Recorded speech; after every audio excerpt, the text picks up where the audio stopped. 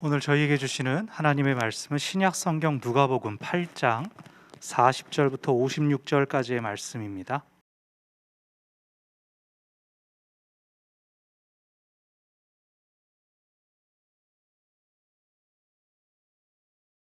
누가복음 8장 40절부터 56절까지 제가 한 절, 여러분이 한 절 교독하여 하나님께 올려드립니다.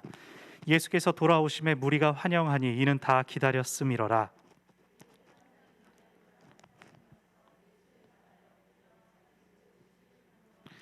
이는 자기에게 12살 먹은 외딸이 있어 죽어가미러라. 예수께서 가실 때에 무리가 옹위하더라.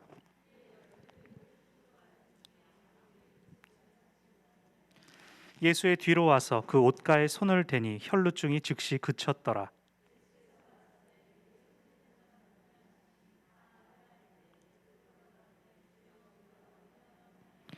예수께서 가라사대 내게 손을 댄 자가 있도다. 이는 내게서 능력이 나간 줄 알미로다 하신대.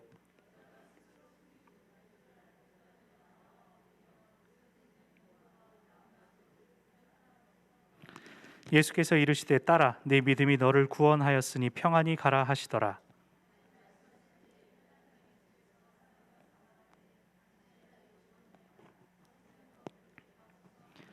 예수께서 들으시고 가라사대 두려워 말고 믿기만 하라. 그리하면 딸이 구원을 얻으리라 하시고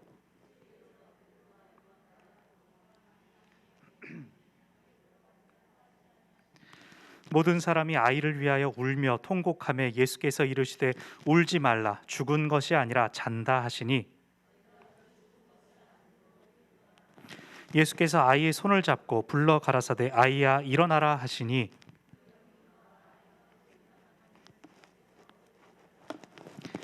그 부모가 함께 읽습니다. 그 부모가 놀라는지라. 예수께서 경계하사 이 일을 아무에게도 말하지 말라 하시니라. 아멘. 우리가 모두 뉴스를 통해서 아프가니스탄에서 일어나고 있는 일들을 잘 알고 있습니다. 21세기를 살아가는 게 맞나 싶을 정도로 그 땅에서 들려오는 뉴스들이 끔찍하고 또 마음을 아프게 합니다. 지난 주간에 제가 가장 슬펐던 기사는 여러분들도 보셨을 것입니다. 봉쇄된 아프간 국경에 밀려든 인파들이 자기의 아이라도 살려달라고 군인에게 부탁하면서 아이의 그 아기를 3m 높이의 철조망 너머로 던지는 일이 있다고 합니다. 3m 높이에 이렇게 쳐진 원형 철조망 위로 어린 아기를 던지는 마음이 어땠을까요?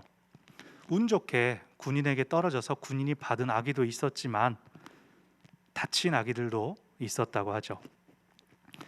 또 그렇게 부모와 생이별한 아이들은 어떻게 자라나게 될까요? 자녀를 위해서 무엇이든지 감수하는 것이 부모의 마음일 것입니다. 해줄 수 있는 것을 모두 다 해주고도 아직 다 못해줘서 미안하다. 그게 부모의 마음이죠. 오늘 본문에는 사랑하는 외동딸을 위해 예수님을 찾아간 아버지가 등장합니다.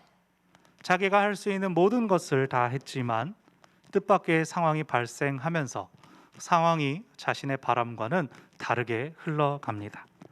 딸을 구하고자 하는 그의 간절한 기도가 어떻게 응답이 되는지 그 과정을 살피면서 우리도 우리의 기도를 점검할 수 있기를 바랍니다. 제가 신대원 입시를 준비할 때 다른 목사님들 다 그러셨을 겁니다. 이 본문을 외우면서 그 오빠 이렇게 외웁니다. 그래서 야이로의 딸은 그 오빠가 나를 살렸어. 혈루증 여인은 그 오빠가 나를 고쳤어. 여기 그 오빠는 숫자로 958입니다. 왜냐하면 이 이야기가 마태복음 9장, 마가복음 5장, 누가복음 8장에 나오기 때문이죠. 그 오빠, 우리 예수 오빠 너무 멋진 오빠시죠? 공관복음서 3개의 복음서에 나란히 등장하는 이적이면서 그 3개의 복음서에서 이 두 가지 일화는 항상 함께 나오고 또 동일한 구조로 야이로의 딸 이야기가 전반과 그 끝반에 있으면 중간에 이 혈루증 여인의 이야기가 들어가 있습니다. 회당장 야이로가 자신의 딸을 고쳐달라고 예수님께 나아오고 예수님께서 그 집으로 이동하시던 중에 혈루증을 앓던 여인이 끼어듭니다. 그 여인이 치유받고 또 주님과 대화하는 사이에 원래 만나려고 했던 딸이 죽습니다. 그러나 예수님은 계속해서 그 집으로 가시고 마침내 죽은 딸을 살려내십니다. 이 혈루증을 앓던 여인은 자기가 낳고자 하는 욕심으로 예수님의 걸음을 방해한 것이 아니라 죽음의 위협을 지나서 마침내 죽음에 이르고 만 그 딸을 살려내시는 예수님의 능력을 더욱 놀랍게 만드는 역할을 합니다. 그렇기에 이 두 가지의 이야기는 유기적인 공통점을 많이 보여줍니다. 자, 이제 본문을 보겠습니다. 40절에서 예수님께서 가버나움으로 돌아오셨고 기다리던 무리들이 예수님을 반가이 맞이합니다. 이 앞에 예수님은 갈릴리 건너편 이방인들의 땅에 가셔서 가다라 지방 혹은 거라사인들이 사는 곳이라고 합니다. 군대 귀신 들렸던 자를 고쳐 주셨습니다. 여기서 40절에서 예수님을 환영하는 무리들은 이 군대 귀신 들린 자 앞에 나오는 8장 19절부터 21절에 나오는 예수님의 가족들과는 상반된 이미지를 보여줍니다. 예수님의 가족들이 예수님께 왜 나왔습니까? 예수님을 믿지 못하고 예수님을 설득하여 우리 집으로 돌아가자라고 하기 위해 예수님께 나왔었습니다. 그러나 무리들은 예수님께서 고쳐주실 수 있는 분이신 줄을 믿고 예수님께 나온 사람들이었습니다. 그리고 그들 중에 회당장 야이로가 등장합니다. 회당은 유대인들이 회합을 가지는 장소로서 성전에 반드시 올라가야 하는 절기가 아닌 일상적인 때에 예배를 드리거나 혹은 마을 회관처럼 그 지역의 마을의 중대사를 결정하는 회의 장소로 쓰였습니다. 이 회당은 바벨론 포로 시기 때부터 명맥을 이어온 중요한 장소였습니다. 그러므로 그 회당의 장이라는 것은 단순한 관리인이 아니라 그 지역의 유지이자 이장이자 또 예배를 같이 잘 이루어질 수 있도록 돕는 사람이었습니다. 아마도 무리들이 예수님을 환영한 것은 이 지역의 어른인 회당장의 사연을 알고 그를 예수님께서 빨리 만나 주시기를, 그의 하나뿐인 딸을 예수님께서 꼭 고쳐 주시기를 바랐기 때문입니다. 회당장이 예수님께 나와서 인사하는데 발 아래 엎드려 자기 집에 오시기를 간구합니다. 여기 발 아래 엎드리는 것은 스승에게 제자들이 하는 행동입니다. 우리는 예수님이니까 당연히 이런 존경을 받으실 만한 분이지 라고 생각하지만, 불과 여러분 앞에서 8장 19절에서 예수님의 가족들조차도 예수님의 능력을 인정하지 않았음을 우리가 기억해야 됩니다. 즉 보통 사람들의 눈에는 예수님은 노총각 목수에 불과했다는 것이죠. 회당장은 자신의 딸을 살리기 위해서 자신의 지위와 체면 모든 것을 내려놓고 예수님께 공손함으로 또 간절함으로 나아온 것입니다. 여기서 회당장의 이름이 야이로다라고 나오는데 학자들은 히브리어 야일에서 이 야이로가 왔을 것이라고 봅니다. 야일은 하나님께서 깨우시리라, 하나님께서 일으키시리라라는 의미입니다. 여기 이 회당장은 예수님께서 무엇을 장차 하실지는 모르지만 단지 죽어가는 자기 딸을 고쳐주실 수 있다는 것을 믿고 예수님의 발 아래 엎드렸습니다. 야이로의 딸이 외동딸이었는데 그 아이의 나이가 12살이었다라는 언급은 여기 누가복음에만 나옵니다. 유대인의 관습에서 12살이 되면 여자아이는 성인식을 가지고 바트 미츠바, 율법의 딸이 됩니다. 누구누구의 딸, 누구 아빠의 딸이 아니라 율법의 딸로서 성인이 되는 것이죠. 그래서 여기 야이로의 딸이 12살이다 라고 밝히는 것은 이제 이 아이가 그동안 사랑받은 그 귀여움을 넘어서 성숙할 시기, 즉 아버지의 입장에서는 가장 사랑스럽고 가장 아끼고 있는 그 때라는 것을 보여주는 것입니다. 예수님께서 호수 건너편에서 언제 돌아오신다는 일정을 어떻게 알고 있었겠습니까? 그저 야이로와 사람들은 기다렸을 것입니다. 그리고 마침내 돌아오셨을 때 상황이 굉장히 급박함 속에서도 공손함으로 예수님을 영접했습니다. 그리고 또 다른 여인이 등장하죠. 야이로의 딸과는 전혀 반대되는 상황입니다. 12살의 소녀가 부모로부터 최고의 사랑을 받아왔던 것과는 달리 이 여인은 12년의 시간 동안 혈루증이라는 병으로 고통을 받았습니다. 율법은 여인이 월경이나 출산으로 인해 하혈할 때에는 부정해진다. 그러니 사람이나 일체의 물건에 접촉하지 말아라. 그것도 부정해진다라고 가르칩니다. 그러나 그것은 피로 인해 부정하니까 너 몸 조심해 이런 뜻이 아니라 약해진 여인의 건강을 위해서 감염될 수 있는 경로를 차단해라. 그렇게 격리해 있어라 라고 가르치는 것입니다. 그러나 시간이 지나면서 율법의 이 본래의 정신은 희미해졌습니다. 게다가 12년 동안이나 하혈하는 이 여인을 누가 사랑하고 보호하려 했겠습니까? 이 여인의 지난 12년은 수치와 괴로움으로 가득했을 것입니다. 그녀가 어떻게든 이 돌아오신 예수님에 대한 소문을 들었지만 그녀에게는 그녀를 위해 예수님을 모셔올 만한 아버지나 남편이 없었습니다. 그래서 그녀가 직접 움직여야 했습니다.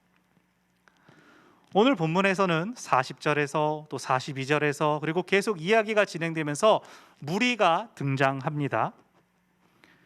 유출병이 있는 여인이 그 무리들 가운데로 들어간다는 것은 그들에게 부정을 전파하는 것으로 여겨질 수 있습니다. 만일 그녀가 사람들 사이에서 발각된다면 그녀는 즉시 현장에서 돌로 쳐 죽임을 당할 수도 있습니다. 그럼에도 그녀는 직접 예수님께 나아갈 수밖에 없었습니다. 이미 너무 긴 시간을 고통받았고 그것을 끊으실 수 있는 유일한 기회가 바로 예수님이셨기 때문입니다. 이 여인은 자신을 드러내지 않으려고 했고 또 드러낼 수도 없었습니다. 예수님의 옷자락이라도 만지면 나을 것이라는 확인되지 않았고 한 번도 예수님께서 그렇게 일하시지도 않았던 방식을 이 여인이 기대했습니다. 그녀는 오직 예수님께서 치유의 근원이 되신다는 것만을 믿은 것입니다. 무엇을 어떻게 믿었느냐? 그것은 문제가 되지 않았습니다. 그녀는 예수님만을 믿었습니다. 그리고 믿음대로 예수님의 옷에 손을 대자 몸이 나은 것을 자신이 알았습니다. 그런데 예수님이 그것을 아시고 멈춰 서시죠. 바쁜 걸음을 재촉하며 밀고 밀리는 그 인파 속에서 내게 손을 댄 자가 누구냐 물으시며 주변을 둘러보십니다. 45절에서 베드로가 대답하죠. 주여 무리가 옹이하여 미나이다 라고 대답했을 때 이때 베드로의 심정은 어땠을까요? 아유 주님 안 민 사람 손 들어보라고 하세요. 여기 지금 다 서로 밀리고 있습니다. 근데 예수님께서 아니다 내게서 능력이 나갔다 라고 하셨을 때 그렇다면 그 말을 들은 여인은 어땠을까요? 여인이 접니다 사실 제가 그랬습니다 라고 나설 수가 있었을까요? 그럼 그 전에 병을 가지고 있는 상태에서 무리의 중심까지 뚫고 들어온 것은 어떻게 되겠습니까? 사람들이 아유 나았다니까 다행이네 안 나았으면 큰일 날 뻔했네 그렇게 해주지 않았을 것입니다. 여인은 고민했을 것입니다. 나 이제 병이 나았으니까 끝난 것 같은데 이게 끝이 아니구나. 예수님 이걸 꼭 찾아내려고 하시는구나. 하지만 담대히 자신을 드러내고 주님께 나와서 모든 상황들을 고백했을 때 예수님께서 네 믿음이 너를 구원했다 평안히 가라라고 공개적으로 선포하십니다. 주님께서 용인해 주심으로 인정해 주심으로 괜찮다라고 말씀해 주심으로 여인은 지난 12해를 보상받고 또 주님께 나오기까지의 어려움을 위로받고 평안히 갈 수 있었습니다. 그런데 아직 해결되지 않은 게 있었죠. 앞불사 49절에서 아직 예수님께서 이 여인에게 말씀하시는 중에 지금 가고 있던 회당장의 집에서 부고가 날아옵니다.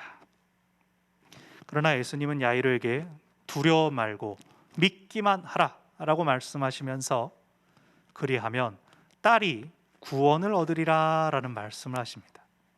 딸이 나을 것이다 라고 하시지 않고 딸이 구원을 얻을 것이다.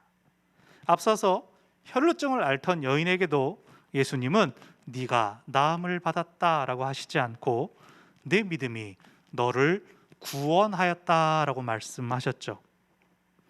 야이로에게도 두려워 말고 믿기만 하라. 네 딸이 구원을 얻을 것이다 라고 말씀하십니다. 야이로는 이전에는, 이 딸이 죽었다는 소식을 듣기 전에는 예수님께서 나의 딸의 병을 고치실 수 있다, 나의 딸을 낫게 하실 수 있다라는 것을 믿었지만, 이제 그는 이전의 믿음을 새롭게 할 것을 요구받습니다. 그는 병이 고쳐질 것을 믿는 것을 넘어서 예수님께서 이제 무엇을 하실 것인가, 예수님을 믿어야 합니다. 소녀의 죽음으로 슬퍼하는 사람들에게 지금 소녀가 자고 있다라고 말씀하신 예수님은 아이를 향하여 소녀야 일어나라, 마가복음에서는 달리다 굼 하시고 아이가 살아납니다. 다시 아버지 야이로의 이름은 히브리어 야일, 하나님께서 깨우시리라 라는 그 뜻에서 왔죠. 예수님은 부모에게 이 살아난 아이에게 먹을 것을 주라 라고 말씀하십니다. 제자들은 이미 누가복음 7장에서 나인성의 과부의 아들이 살아났던 것을 보았습니다. 예수님께서 죽은 자를 살리실 수 있다는 것을 경험한 제자들은 놀라지 않습니다. 그래서 부모들이 놀랐다라는 사실이 강조되고 있습니다. 그들은 딸이 다시 살아날 것이라고 알 수 없었기 때문에 그것을 믿지는 못했을 것입니다. 그러나 예수님의 능력을 믿고 의지함으로 예수님의 말씀대로 딸이 구원을 얻었습니다. 그것을 보게 되었습니다. 오늘 본문에는 기도 응답의 세 가지 원리가 나타납니다. 첫째는 간절함입니다. 근데 어느 정도의 간절함인가? 내려놓음, 포기의 수준입니다. 말씀드린 것처럼 회당장은 자기가 속한 그 지역 안에서는 누구에게나 고개를 세우고 다닐 수 있는 어른이었습니다. 그런 그가 자신보다 어리고 신분이 낮은 예수님께 엎드렸습니다. 딸을 살리기 위해서 그는 자신을 내려놓은 것입니다. 본문의 전반부뿐 아니라 후반부 50절에서 예수님께서 두려워 말고 믿기만 하라 라고 하신 것은 이 야이로가 자세만 낮춘 것이 아니라 정말로 예수님만을 완전히 믿고 의지했었음을 보여줍니다. 혈루증 여인은 어떻습니까? 그녀는 사람들에게 부정을 전파하는 이 종교적인 우려를 넘어서야 했습니다. 자신의 정체가 탄로났을 때 성나고 당황한 군중들의 분노를 감수해야 했습니다. 그리고 12년 동안이나 두문불출을 했었던 그 낯설음을 넘어서야 했습니다. 그 간절함으로 예수님께 나아갔고 예수님을 향해 손을 내밀었습니다. 그녀는 자기 목숨을 걸고 사실상 목숨을 버리고 주님께 나아갔습니다. 간절함에 대해서 우리는 다소 쉽고 막연하게 생각합니다. 나도 소원이 있다, 나도 이거 꼭 되면 좋겠다라고 하는 게 간절함이 아닌가? 그러나 오늘 본문은 간절함이란 자기 포기라고 말합니다. 회당장은 자신의 지위를 내려놓았고 혈루증 여인은 이미 당한 사회적 죽음을 육체의 죽음의 문턱, 그 가능성으로 내던졌습니다. 정말로 간절한 사람은 포기하지 않습니다. 자신이 버릴 것이 남아있다? 그렇다면 아직 간절하다고 할 수는 없을지도 모릅니다.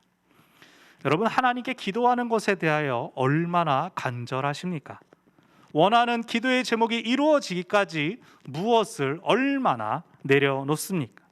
싹싹 빌고 빌다가 이거 안 되네, 다른 방법 해봐야겠다, 잊고 살다 보면 하나님이 채워주시나 두고 봐야겠다, 그러십니까?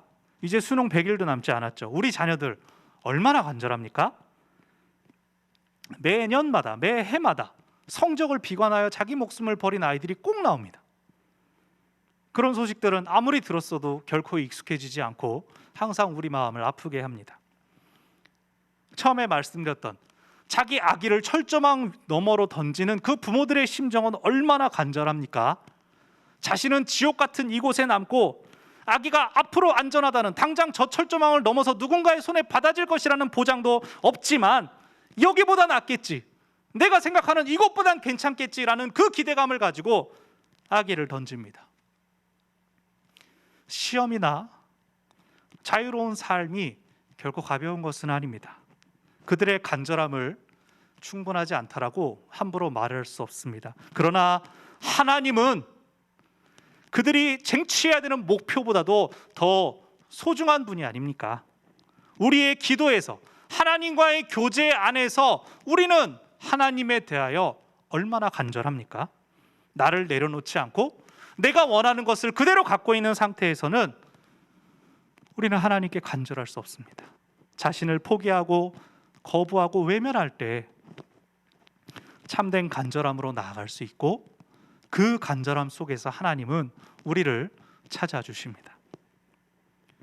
두 번째로 기도 응답에 있어서의 중요한 원리는 바로 때입니다. 상반된 12년의 시간을 보낸 두 여인이 나왔죠. 어떻게 보냈습니까? 사랑받는 외동딸로 보낸 12년, 고통 속에서 허비한 것 같은 12년, 그리고 그 12해가 보낸 이 날에 두 여인이 예수님을 만나게 될 줄 누가 알았겠습니까? 성경 안에서 나오는 12라는 숫자는 완전수, 충만함을 의미합니다.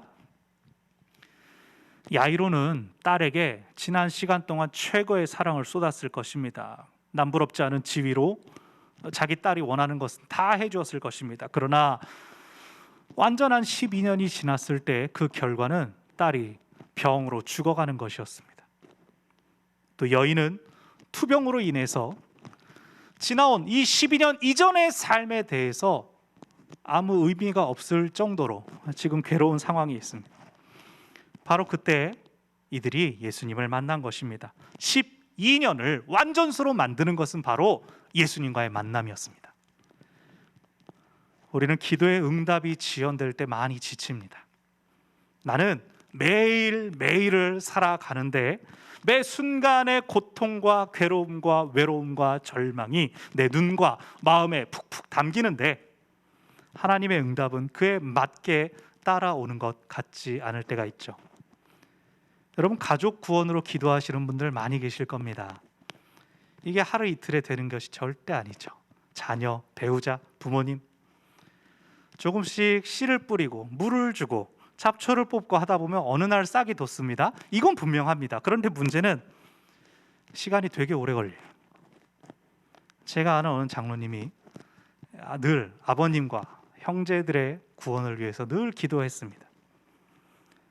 어느 날 문득 제사를 위해서 온 형제들과 아버님, 부모님 다 계신 자리에서 아버님이 야, 이제 제사는 그만 지내자.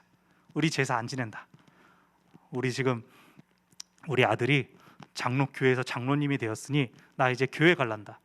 너들 알아서 행동해라. 그랬더니 형제들이 신기하게도 아버지 그러시면 저희도 다 동네 교회 나가야죠. 그 시간이 30년이 걸렸답니다. 이 장로님의 말씀이. 영접하신 아버님은 몇 해 뒤에 평안하게 하늘나라로 가셨고 또 교회장으로 되게 아름답게 잘 치렀습니다. 그래서 이 장로님이 이 말씀을 하신 겁니다. 조경 사업을 하시는 분인데, 나무 관리를 하시는 분인데 싹이 돋는데 오래 걸렸지만 열매는 순식간에 맺히더라.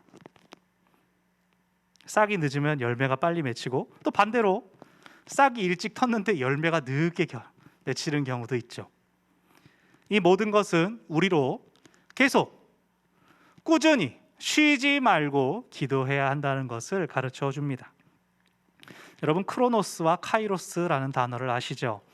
우리가 일상적인 시간, 크로노스를 살아가고 있을 때에는 그냥 매일이 반복되는 것 같고 무의미하고 좀 재미없는 것 같을 때도 있지만, 어느 순간 멈춰서서 뒤를 돌아볼 때에는 카이로스가 보입니다. 특별한 하나님의 개입이 있지 않고서는 벗어날 수 없었던 사건들, 시간들이 눈에 보입니다. 삶의 소중한 순간들이 얼마나 빠르게 지나갔는지를 알게 됩니다. 지금 코로나19로 인해서 우리가 살고 있는 크로노스가 어쩌면 무의미한 반복처럼 멈춘 것처럼 여겨집니다. 그러나 카이로스의 관점에서 본다면 이 시기를 통해 우리가 받은 은혜가 보일 것입니다. 기도하는 중에는 아직 카이로스는 믿음에 의지해야 되는 영역이지만 응답을 받은 뒤에 돌아보면 모든 것이 제 때에 이루어졌음을 그때는 알게 됩니다. 그렇게 때를 알지 못하는 것이 불안함이 아니라 하나님을 기대하게 하는 힘이기를 바랍니다. 기도응답의 세 번째 원리는 예수님과의 만남을 통해 주어지는 비전입니다.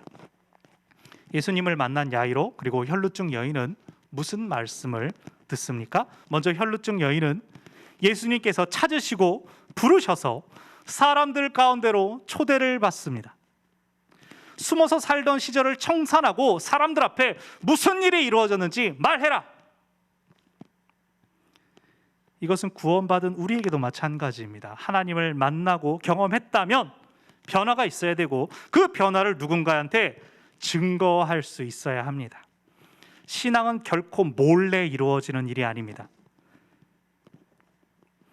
그렇게 사람들 앞에서 자신에게 있었던 일들을 털어놓은 여인에게 예수님께서 평안히 가라라고 하셨습니다. 하나님을 만난 사람은 더 이상 두렵지 않습니다. 평안합니다. 12해의 병치레로 인한 생활고 또 앞으로의 삶에 대한 막막함이 여전히 여인에게 있을 것입니다. 그것이 현실적입니다. 그러나 예수님은 너의 믿음이 너를 구원했다. 평안히 가라 라고 말씀하셨습니다. 이 평안을 간직하고 유지하는 것, 지키는 것이 이 여인이 받은 비전이고 사명입니다. 야이로는 어떤 말씀을 들었습니까? 두려워 말고 믿기만 하라. 그리고 아이가 깨어났을 때, 살아났을 때 이 아이에게 먹을 것을 주라는 말씀을 들었습니다. 예수님께서 살려주신 생명, 그것을 계속 유지시키는 것은 사람의 몫입니다. 부모로서 당연히 자녀를 먹이고 입히고 살게 하죠. 그러나 지금 예수님께서 하시는 말씀은 야이로에게는 또 다른 무게로 다가왔을 것입니다. 한번 죽었던, 잃어버렸던 그 딸을 살려주신 것이니까요. 우리도 십자가의 죄사함과 용서를 받았음을 믿습니다. 그러나 그것을 이어가는 거룩한 삶, 성화의 사명이 있습니다. 하나님께서 주신 생명을 소중히 간직하고 또 하나님의 백성답게 살아가야 할 사명이 있습니다. 마지막으로 이 일을 아무에게도 말하지 말라라고 예수님께서 야이로에게 말씀하십니다. 이것은 딸에게 일어난 일을 비밀로 하라라는 의미가 아닙니다.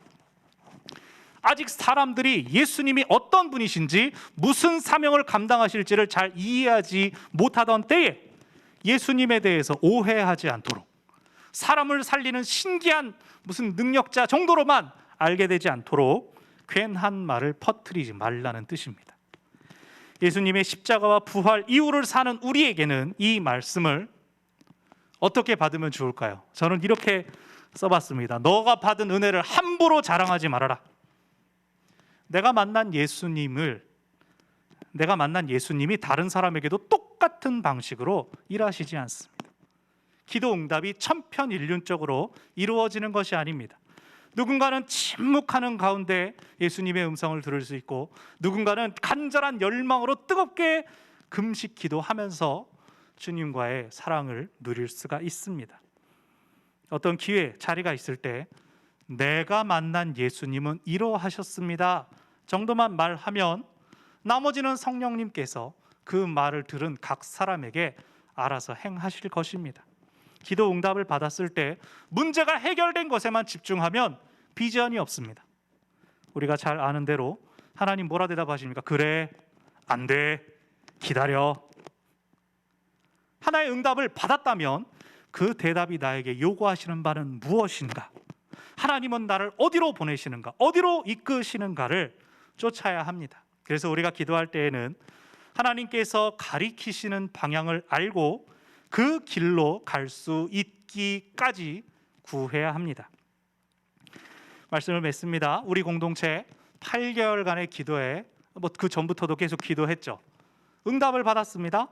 말씀의 종들로부터 교회 운영을 이끌어 가신 장로님들과 은밀한 중에 섬김을 다하신 귀한 손길들, 교육부서, 재직들, 또 비대면 상황 속에서도 기도를 쉬지 않았던 우리 성도분들의 간절함이 있었습니다.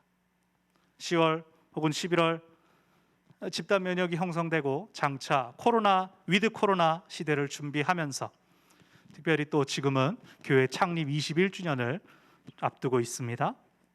새로 오실 위 목사님을 통해 우리에게 주시는 비전을 확인하고 우리 가정과 일터에 이 지역과 열방에 기쁜 소식을 전하기 위해서 더욱 기도에 힘쓰고 또 응답받는 우리 모두가 되기를 바랍니다.